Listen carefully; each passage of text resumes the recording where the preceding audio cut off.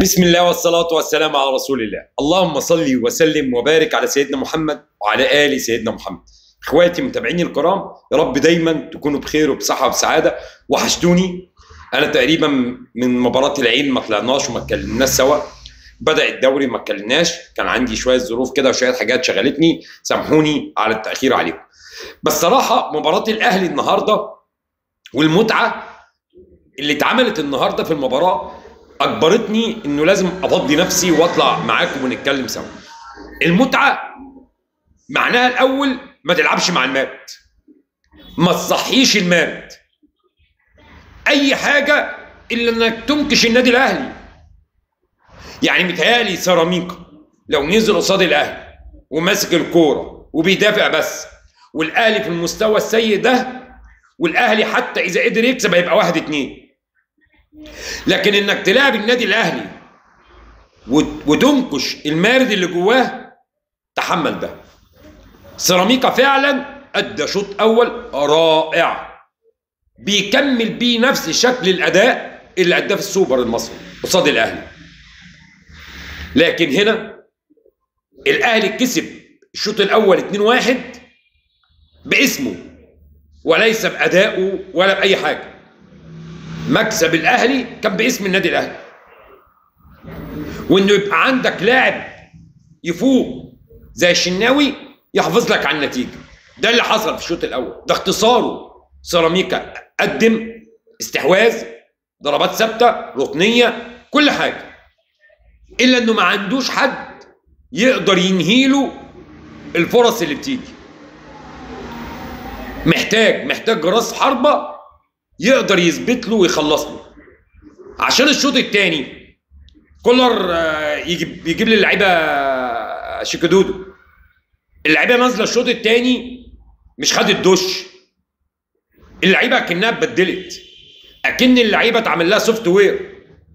اللعيبه نازله مش قادر اقول لكم غير ان الاهلي لو كان بيلعب بالاداء ده شوطين كانت ممكن النتيجه تبقى 10. ده هو خلال الشوط ده كانت ممكن تبقى 8. كرة امام اللي في العارضه، كرة قفشه، لا، الاهلي بيلعب وفي نفس الوقت بكل اللي هو بيعمله تحس ان الاهلي ما بيعملش مجهود. تحس ان اللعيبه بتسلم وتستلم، مفيش ميس باص، الكرة في رجل اللعيبه.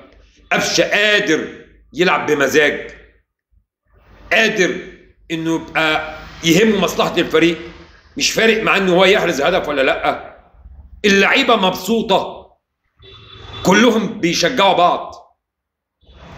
الاهلي الشوط الثاني بيقسو على سيراميكا كليوباترا وبدون مجهود.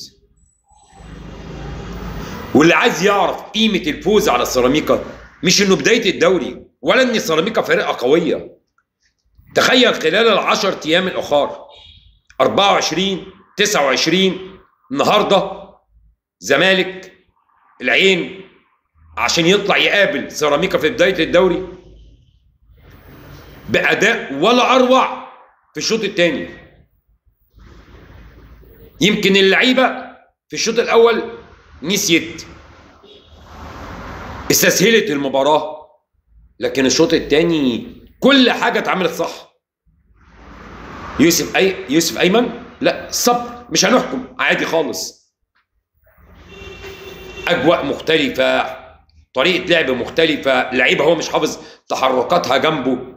لكن خالد عبد الفتاح لاعب ممتاز، بيسد يمين تلاقي، مساك تلاقي،